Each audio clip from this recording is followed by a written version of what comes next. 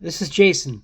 What if I told you that the most underrated downtown skyline on the North American continent is actually deep in the Canadian Arctic?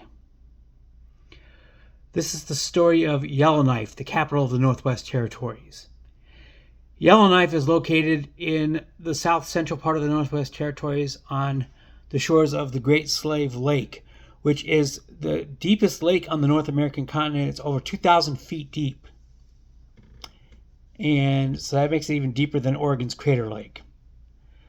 And it actually goes further below sea level because Yellowknife is only a few hundred feet above sea level. Yellowknife. Google up sometime and take a look at its downtown. And ask yourself, does this look like a town of 20,000 people to you? Well, no, it certainly doesn't. I mean, there's several 20-story tall buildings. I wouldn't even call them skyscrapers because that's not quite tall enough to be considered a skyscraper, but it has several of them. And they're kind of lined up on the horizon on a higher point within the older town of Yellowknife. And Yellowknife, as capital cities is concerned, is on the younger side. Yellowknife was technically only founded in 1934, so it's less than 100 years old. And commercial activity didn't really begin there until 2 years later in 1936. Yellowknife is part of the Dene language, and that is a First Nations native tribe, of course. And they originally inhabited the area, of course, like typical with most Native American tribes in the United States. They, of course, were there first. And their original name for Yellowknife in the Dene language means where the money is. That has been true in several parts of Yellowknife's history. Yellowknife was initially founded as a gold mining town. As Yellowknife moved into the 1970s, or through the 1970s, that gold supply started to dwindle. And so the town, it's actually technically a city. It's the only city in the Northwest Territories. Now, the Northwest Territories is one of three Arctic territories in Canada, the one to the west being the Yukon, and the one to the east being Nunavut. All three have substantial First Nations populations. They're the people who were there before any of the European settlers, such as the Hudson's Bay Company, were there. And that is also true with Yellowknife itself. Now, in the middle of this decline in gold deposits, Yellowknife converted into a retail and services center. Hence, the taller buildings. So most of those were built in the 1970s and 1980s. A handful of them are office buildings. Some of them are residential high-rises. So some people actually live in downtown Yellowknife. Now, there are some very stark things about Yellowknife. It is a very famous place for even foreign tourists to go to see the Northern Lights, which which is hardly a surprise at that latitude. Yellowknife is north of 60 degrees north. 60 degrees north is the boundary line between the Northwest Territories and Alberta and Saskatchewan, and it also has a quadrupoint on the southeast corner with Manitoba at 60 degrees north. So this latitude line is the border. So everything in the NWT is north of 60 degrees north. And so that's where Yellowknife sits. The Great Slave Lake sits on the south of it, and Yellowknife is on its northern shores. And so its development as a service, medical, and office center are the reason why the skyline punches well above its weight for a town of 20,000. I mean, can you imagine? I mean, I'm going to take, I don't know if there's any real famous towns in the United States with a population of about 20,000. Actually, one that's close I can think of that most people would know of. Imagine if Branson, Missouri had a series of 20-ish story office and residential buildings in it. Obviously, it doesn't because it's not a service or government center, whereas Yellowknife is. The thing about Yellowknife is it's on a lake, it's on a bay of the Great Slave Lake, which is also the second largest lake in America, in addition to being its deepest. And Yellowknife, how do people get to Yellowknife? Well, traditionally it's usually been flying in. They have an airport that actually handles about 400,000 passengers on an annual basis, which again punches well above its weight for a town of only 20,000 people. That's, typical of a smaller American cities of around 100,000 population have those kinds of airport passenger numbers. Whereas Yellowknife has that with about 20,000 people. It, of course, is the capital of the NWT. It's where the Parliament building is.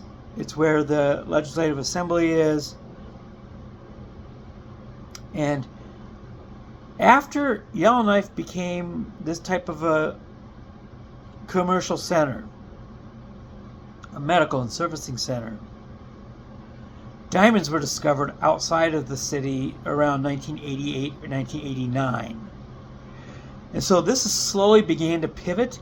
I would not say that diamonds have exploded in activity, but they have become a part of the economic fabric of the city. And so you do have some servicing of diamond mines that occurs within the city of and even downtown Yellowknife. And in addition to the airport, in 2012, Yellowknife actually gained a road link to the rest of the North American road network. Yellowknife used to be cut off by road. One of the widest rivers in North America also passes through the stretch of the Northwest Territories between Yellowknife and the border with Alberta, and that is the Mackenzie River. Formerly, you had to cross by ferry, and so transport between Yellowknife and the rest of the North American road network was inconsistent at best. The ferries could not carry, large amounts of commercial goods. And so that would be the ferries. In the wintertime, they could get across by ice road because the river definitely more than a couple feet worth of ice froze over, which is enough to support semi-trucks. If you've ever seen any episodes of Ice Road Truckers on Discovery Channel, this crossing was part of a couple of episodes of that series. So Ice Road Truckers did cross the Mackenzie River to get goods to and from Yellowknife. However, this changed in 2012 when the Decho Bridge, another Denny term, was built to cross the Mackenzie River. And again, it's almost a mile long, over a kilometer long.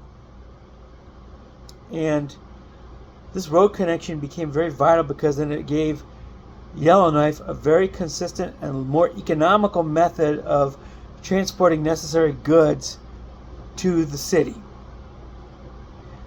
And this, while it didn't necessarily result in growth of Yellowknife, it did result in things being just a little bit more economical. As far as goods, produce, anything that you would need for groceries, food, construction materials. There is actually an area of Yellowknife for residential development. It's still occurring. So the town is growing modestly. It did cross 20,000 in the last census. Before that, it was around 18 and 19,000. So the population has been growing at a modest pace, probably about 5% every 10 years or so. Hardly what you would call rapid growth, but enough to keep the place economically and culturally viable. And again, that skyline is mind-blowing for a town of 20,000. and mind-blowing for a place that remote. It's thousands, it's over 1,000 kilometers to the nearest major city, which would be Edmonton, Alberta. And the airport, of course, has dozens of flights daily to Edmonton, and also some smaller flights to different parts of the Canadian Arctic Shield, which is what that area is called. It's basically a foundation on deep bedrock, therefore the name of the Canadian Shield. And so the Yellowknife Airport does carry, some small puddle jumper type, bush type flights between them and, say, Whitehorse, Yukon, and Iqaluit, Nunavut. And so Yellowknife, of course, is a name that was conjured by the First Nations, and the Dene tribe did originally call it where the money is. And because of the materials and the rare earth minerals that are available there, it kind of still is where the money is. Unfortunately, it may be where the money is, but it's also where it's hella expensive to live. The place is not cheap. Because, again, it's a little bit less ridiculous these days because goods can be driven in.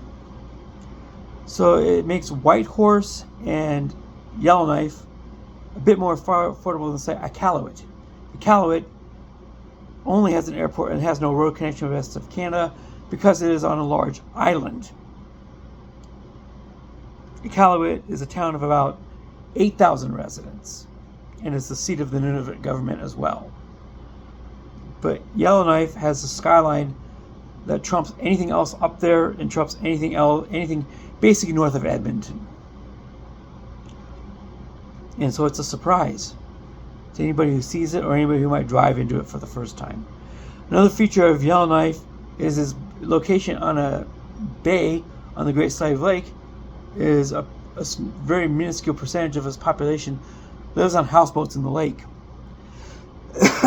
The houseboats, they live off the grid, so the people do consume some city services, but it's not the ones that can necessarily be built. So there's always been some tension between houseboat residents and that of the city government. And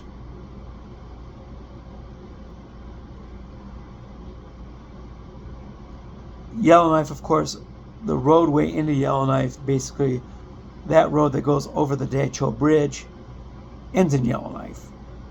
There's obviously not really much further to go north of there.